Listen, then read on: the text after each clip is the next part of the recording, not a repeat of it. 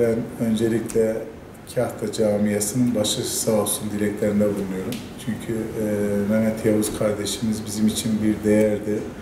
Farklı bir kişiliği olan, farklı bir insani yapısı olan bir kardeşimizdi. Ondan dolayı hem Hüdapar ailesinin hem de Kahta Camiası'nın başı sağ olsun dileklerinde bulunuyorum. Hac vazifesini bitirip geldiğim gün itibariyle ilk ziyaret ettiğim ailesine rahmetliğin isminin Kahta'da yaşatılmasını arzu ettim. Ailesi bizleri kırmadı, bu talebimizi boş çevirmedi. Onların da kendilerine göre bazı endişeleri vardı.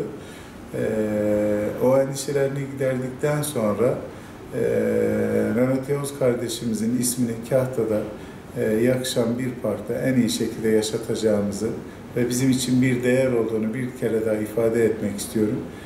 Camianın ve Kahta halkının başı sağ olsun diliyorum. Mehmet Yavuz'un ailesi olarak hem de ilçe teşkilatından, il teşkilatından başkanlarımızla beraber ziyaret ettik.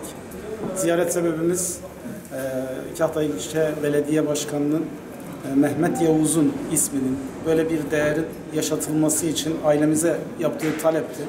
Biz bu talebi çok olumlu karşıladık. Böyle bir jest yaptı bize. Kendisine hem teşekkür etmeye hem de bu talebe cevap vermeye, isim hakkını ailesi olarak kullanma iznini vermeye geldik. Tabii bir hassasiyetimiz olduğunu kendisine söyledik.